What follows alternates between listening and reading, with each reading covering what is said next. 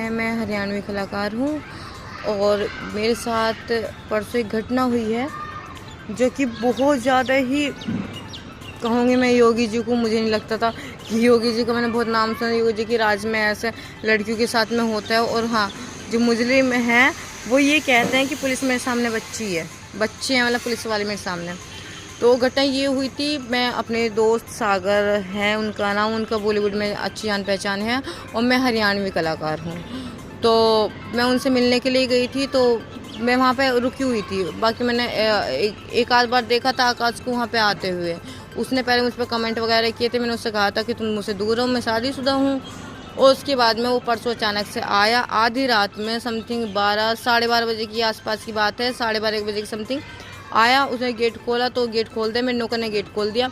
आया तो मुझसे बदतमीजी करने लगा, मेरे कपड़े फाड़ने लगा। और जब कपड़े फाड़ने लगा तो मैंने उसे धक्का दे के मैं किसी तरीके से अपने आप को बचा के मैंने अपने आप को रूम में लॉक कर लिया। रूम में लॉक करने के बाद में उसने दरवाजे तोड़ दिया, बल्कि उसकी बाकायदा मेरे पास वीडियो है दरवाजे तोड़ने की। जो वो दरवाजा तोड़ के मेरे रूम में आया उसकी मेरे पास वीडियो है। उसके बाद में उसने मेरे साथ बहुत ज़्यादा बदतमीजी करी। जब मैं उसके काबू में नहीं आई तो उसने मुझे गला घोट के मारने की कोशिश की। उसके बाद जब मैं चिल्लाई हूँ और जो मेरे नौकर था उसने मुझे बचाया है। उसके साथ एक और लड़का था, मुझे उसका नाम नहीं पता। उसका नाम नहीं पता। तो वो लड़का उसके बाद कहने लगा कि मैं जब वीडियो बनाए थे उसने फ़ोन छीन लिया मेरा, बोला कि तू मेरी क्या वीडियो बनाएगी, 112 नंबर वाले मेरे लिए बच्चे हैं और मैं ऑलरेडी 25 मुकदमे ऑलरेडी मेरे ऊपर लगे हुए हैं, मैं खुद फरार हूँ और आकाश के यहाँ पे मैं फरारी काट रहा हूँ। और उसके बाद में फिर मतलब गला घोटने लगे। फिर छोटू जो था, मतलब लड़का था काम करने वाला, अगर वो ना होता शायद मैं मर जाती या फिर मेरे साथ में रेप हो जाता, या फिर वो मेरे ख्याल से तो वो मुझे जान से ही मार देते, कि जान से मार देते वो मुझे। तो वही चीज़ है। उसके बाद उसने किसी तरीके से मुझे बचाया। उस लड़के को भी मारा है, उसके भी निशान है, उसके भी फ़ोटोज़ हैं मेरे पास में।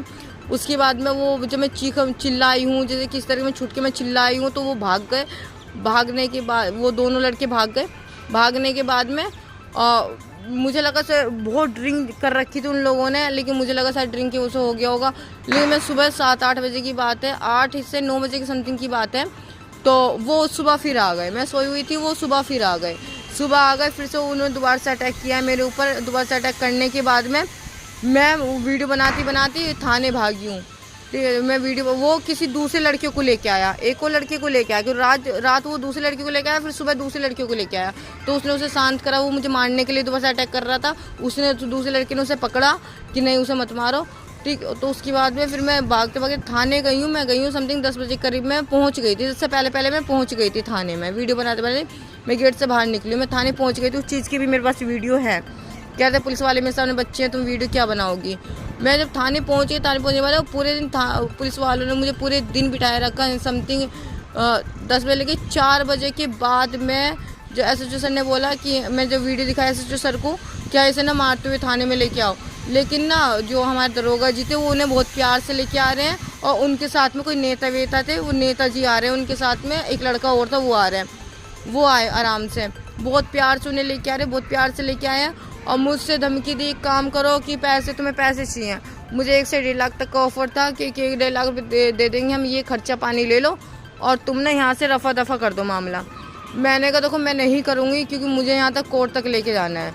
उसके बाद में फिर SHO सर के सामने बयान हुए मेरे। उसके बाद में फिर मुझसे मेरे दरोगा जी बोलते हैं, कह रहे एक काम करो, हम ना तुम्हारा जो ये मैटर है ना इसे तुम वापस ले लो। हम तुम्हें दिन में, तुम रोहिणी रहती हो, दिल्ली रहती हो, तो बहुत दूर है, तो हम तुम्हें 4 बार बुलाएंगे, तुम 4 बार आओगी। मैंने कहा हाँ मैं 4 बार आऊँगी। लेकिन वो कह रहे कि तुम ना केस ना वापस ले लो।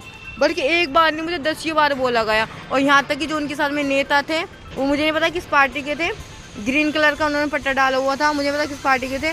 और उन्होंने मुझसे बोला कि क्या बोलते ऐसा ना हो कहीं रास्ते में चलते हुए एक्सीडेंट हो, कि मैं ये चाहूँगी कि अगर मुझे कुछ हो गया तो ये आकाश या फिर वो नेताजी का काम होगा। अगर मुझे कुछ होता है तो वो आकाश और नेताजी का काम है, ठीक। उसके बाद में मैंने कहा मैं केस वापस नहीं, कुछ भी हो जाए मैं केस वापस नहीं लूँगी, कुछ भी हो जाए मैं केस।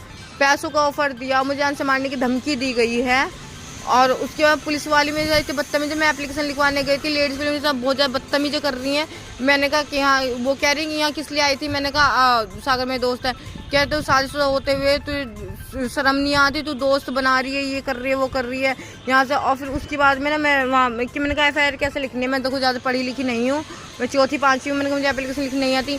कि हम कहते नौकर लग रहे हैं जो हमें एप्लीकेशन लिखेंगे, खुद लिख। मैंने कहा कैसे लिखनी है। और जब मुझसे अक्सर गलत हो रहे थे तो वो माथा पकड़ रही थी, कहती कि हद है यार कैसे लिख रही है, तो शर्म नहीं आती, अनपढ़ जाहिल गवार। और लेडीज़ पुलिस ने मेरे साथ बहुत ज़्यादा बदतमीजी करी है, और यहाँ तक कि जेंट्स पुलिस भी और लेडीज़ पुलिस उन्हें कुछ मतलब जो भी है बहुत ज़्यादा बदतमीजी करी है।